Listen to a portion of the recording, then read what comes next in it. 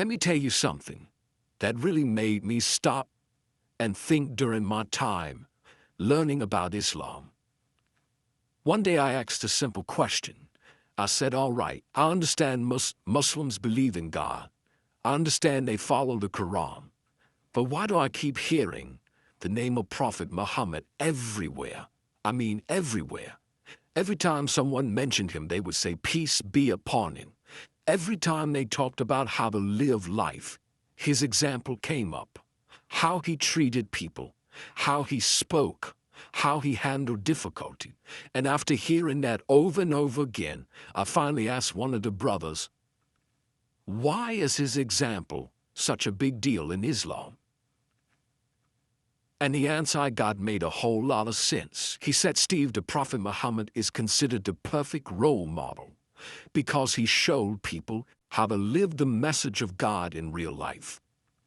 Now, hold on for a second, because that phrase right there stuck with me. See, it's one thing to believe in principles. A lot of people say they believe in kindness, patience, honesty, generosity. But living those values consistently in the real world, that's a different challenge altogether. Life throws situations at you. Difficult people, hard moments, times when your patience gets tested, times when your character gets pushed to the edge. And what Muslims believe is that the Prophet Muhammad didn't just preach good values, he lived them in every situation you could imagine. When I started hearing stories about his life, I realized why people see him as such a powerful example. This was a man who faced incredible opposition. People insulted him, rejected him, spread lies about him, even tried to harm him. And yet the stories about his character show something remarkable. Instead of responding with cruelty, he responded with patience. Instead of responding with revenge, he often chose forgiveness. That kind of self-control is not easy. Anybody can be kind when things are going well, but the real test of character shows up when people treat you badly. One story someone told me really stuck in my mind. They said there was a woman who used to throw trash in his path every single day while he walked by her house. Now imagine that. Every day you're just walking down the street and somebody throws garbage at you from above. Most people would eventually snap. Most people will confront the person, argue with them, maybe even hold a grudge forever. But the story goes that one day when the Prophet walked by, no trash came down. Instead of celebrating that the problem was gone, he became concerned. He asked about the woman and found out she was sick. And what did he do? He went to visit her to check on her well-being. Now think about that kind of response. The very person who had been mistreating him, and he shows concern when she's not there. That level of compassion tells you something about a person's heart. But it wasn't just moments like that. From what I learned, the Prophet Muhammad's example covered every part of life. How to treat family, how to deal with anger, how to treat neighbors, how to care for the poor, how to lead a community without arrogance. Muslims study his life because they believe it provides practical guidance for living a balanced, ethical life. And the more I heard about these examples, the more I realized something important. People don't just admire him because he delivered a message.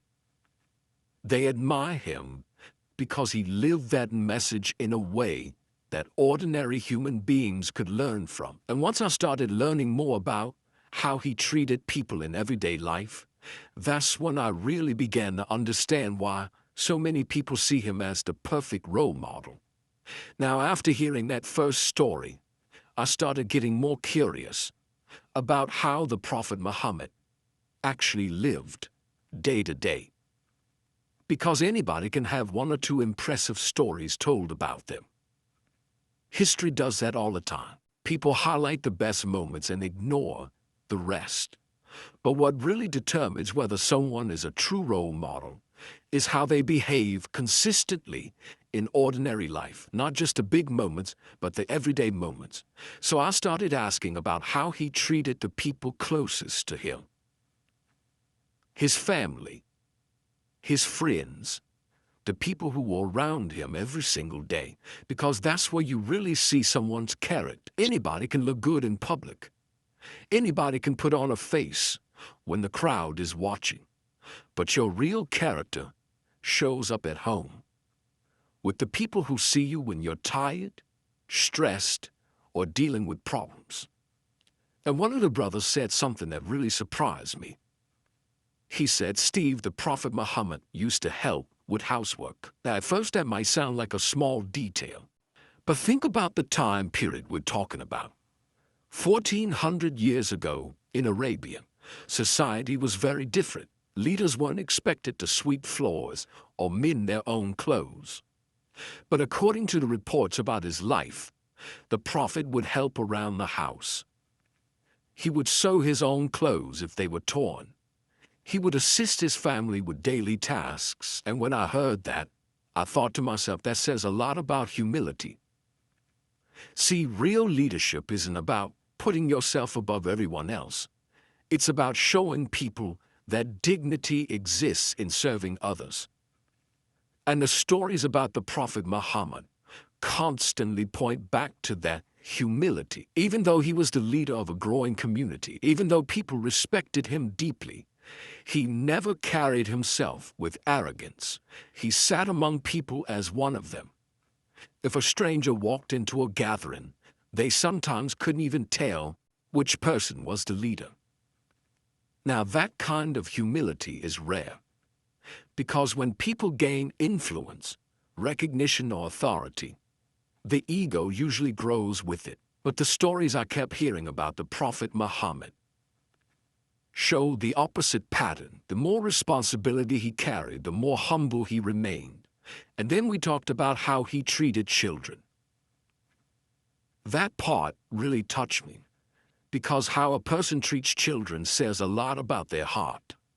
I learned that he would greet children first when he saw them. He would play with them. If he was walking and a child greeted him, he would stop and return the greeting with warmth. There are even accounts of him shortening prayers when he heard a baby crying, just so the child's mother wouldn't feel distress. Now think about that level of awareness. A leader guiding an entire community, yet still sensitive enough to notice the cry of a baby during prayer. That shows a kind of compassion that goes beyond formal leadership. That's someone whose heart stays connected to the people around him. But the part that impressed me the most was how he treated people who disagreed with him. Because let's be honest, disagreement is where a lot of people lose their character. It's easy to be kind to people who agree with you. But how do you treat someone who criticizes you, someone who opposes you, someone who rejects what you stand for? From what I learned, the Prophet Muhammad faced plenty of that. People mocked him, people tried to discredit him, people even tried to harm him and his followers. Yet, many of the stories about his responses highlight patience, restraint, and forgiveness, not weakness, patience. That's an important distinction. And the more I heard about those moments, the more I started understanding why Muslims study his life so closely. Because his example doesn't just show people how to pray or worship. It shows them how to handle life itself.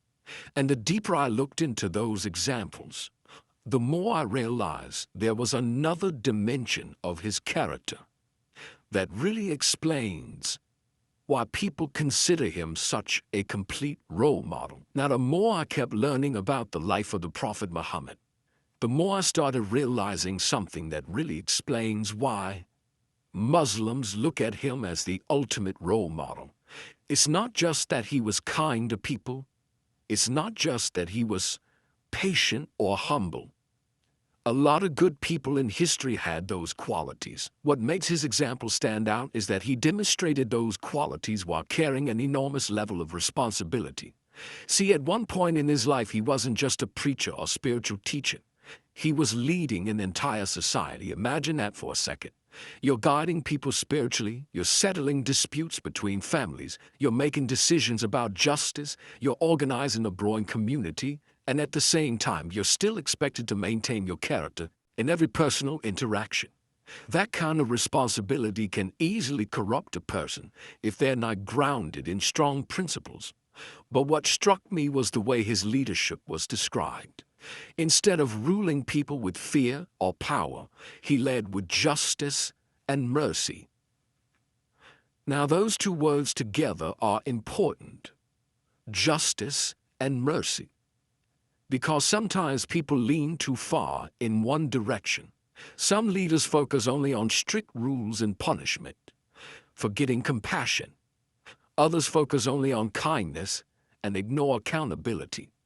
But the stories about the Prophet Muhammad show a balance between those two.